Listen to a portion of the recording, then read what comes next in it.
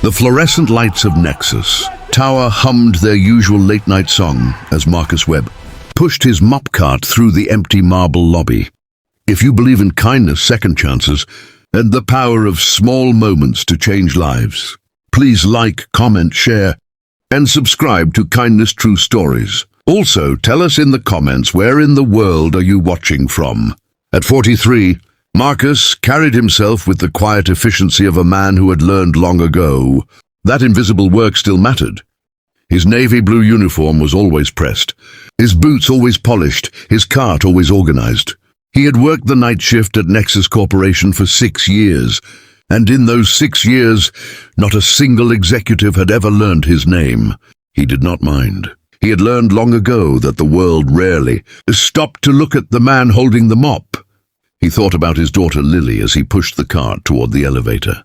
The way she had braided her own hair that morning before school. The way she had kissed his cheek and called him her superhero. He smiled to himself, pressed the button for the parking garage level, and descended. Outside, the city was loud and restless. Down in the garage, everything was silent. Marcus stepped out of the elevator at 11:47 p.m.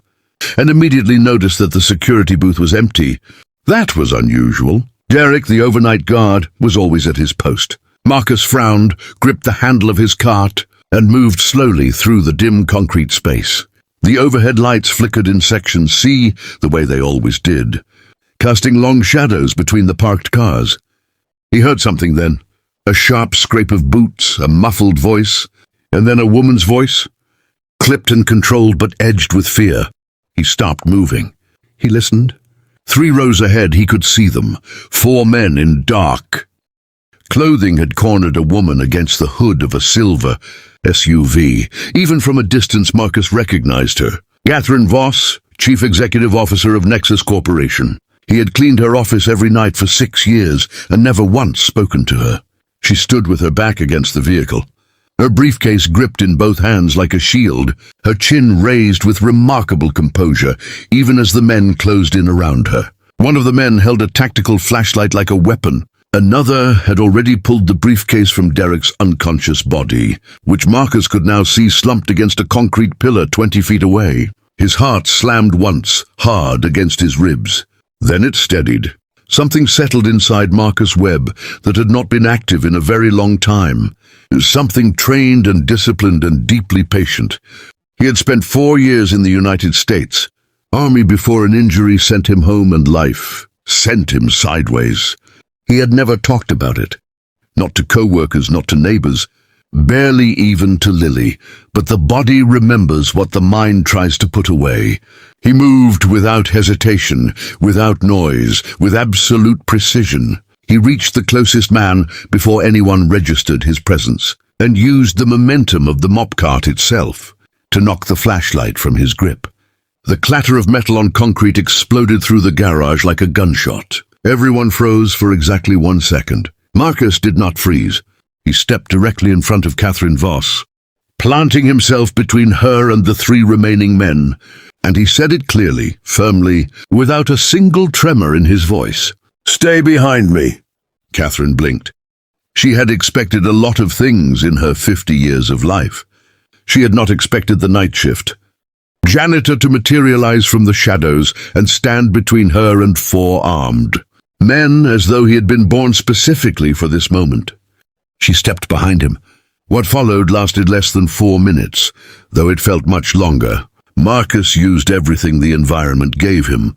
The narrow space between cars, the flickering light in Section C that he knew would blind anyone moving from the lit area into the dark one, the heavy concrete pillar that served as a natural barrier. He was not young, and he was not unafraid. His hands shook slightly when it was over, but it was over. 2 of the men ran when they realized this was not going to be easy. One was restrained against a car door using Marcus's own belt, kneeling on the concrete when the police arrived 8 minutes later. Another was found near the stairwell exit. Having tripped in the darkness Marcus had anticipated perfectly. Derek regained consciousness before the ambulance arrived. Catherine Voss stood in the center of Section C, with her arms crossed tightly over her chest, watching Marcus quietly give his statement to the first officer on scene. She watched him describe the layout of the garage with precise detail. She watched him remember specific angles and distances with the kind of accuracy that did not come from mopping floors. She had walked past this man thousands of times. She had never once seen him. When the officer finally stepped away, she walked up to Marcus and stood in front of him.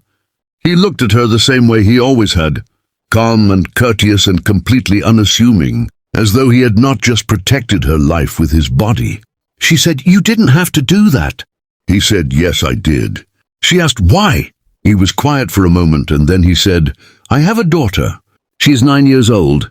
I need to go home to her every night, which means I try to make sure that when I can help someone I do, because I would want someone to help her." Catherine Voss, who had negotiated billion-dollar contracts without blinking, who had restructured 3 companies and testified before a federal committee, pressed her lips together very hard and nodded once. In the weeks that followed, Marcus Webb's life changed in ways he had never asked for and was not entirely comfortable with. Catherine insisted on a formal commendation. She also quietly ensured that a scholarship fund was established in Lily Webb's name, covering her education from middle school through university. When reporters asked Catherine about the incident, she described it simply. She said there was a man at Nexus Corporation who reminded her that courage is not about title or salary or visibility. It is about character. Marcus continued working the night shift for 3 more months, until Catherine offered him a position in corporate security.